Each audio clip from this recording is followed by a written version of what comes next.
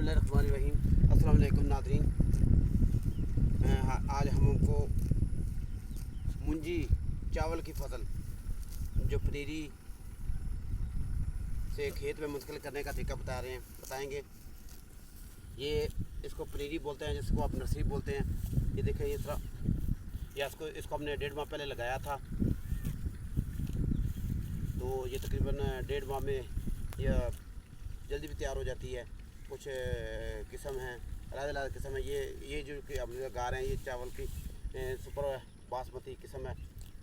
तो ये बड़ी पाकिस्तान की नंबर 1 चावल है। ये तकरीबन पाकिस्तान का दुनिया का नंबर 1 चावल है। इंडिया से कह रहे कि हमारे पास नंबर 1 है, हमारे पास बासमती, ये सबसे प्यारा चावल ये हमारे पास। तो अभी हम इसको आपको मुंतकिल का तरीका बताएँगे। ये पनीरी नर्सरी को खेड़ा जाता है, ये जड़ के साथ ही आ जाती है इस तरह।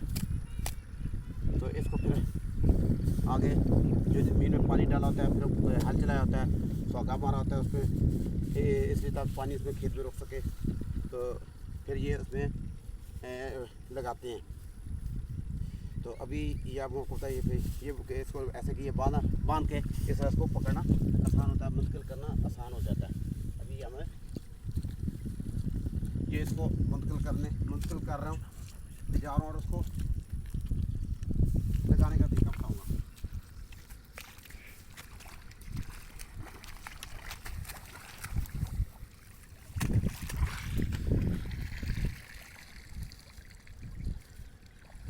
ये इसको बट्टी लगी है, इसको साफ करेंगे पहले। तो अभी चाइना ने की मशीन भी लगाने के लिए आ गई है। तो ये देखिए, बिस्मिल्लाहिर्रहमानिर्रहीम।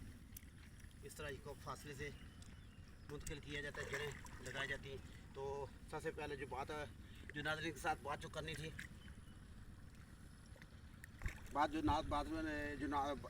नाज़रीन को जो बात बतानी थी, वो बात ये है कि किसान कार्ड जो गवर्नमेंट दे रही है, तो एक मैं एज ए किसान ये बता रहा हूँ कि ये बिल्कुल इतना कोई अच्छा इक़दाम नहीं है। कि देखें, हमारे मुल्क में 50 लाख बेरोज़गार लोग हैं। तो तकरीबन 15 से 20% तक लोग जो हैं वो किराए के घरों में रहते हैं। जो लोग किराए के घरों में रहते हैं या जिनकी ज़मीन नहीं है, तो किसान कार्ड का उनको क्या फ़ायदा होगा। तो इसका जो किसान कार्ड का क्या फ़ायदा होगा, जिनकी 3,500-4,000 एकड़ ज़मीन है, फैक्ट्रियाँ हैं। चलो फैक्ट्रियाँ तो अलग हो गई, यानी कि ज़रा सा हम उनसे जो बात करते हैं, जिनकी 4,000 एकड़ ज़मीन है, उनको फ़ायदा होगा। तो आम किसान को भी इतना फ़ायदा नहीं है। तो अगर आम किसान को इतना फ़ायदा हो, तो लेकिन ये देखें कि वो गरीब जो हैं, वो जो किराएदार हैं, तो जिनकी मरला भी ज़मीन नहीं है, तो उनको क्या फ़ायदा होगा। तो यानी कि मैं बताने का मकसद ये है कि मुल्क वो तरक्की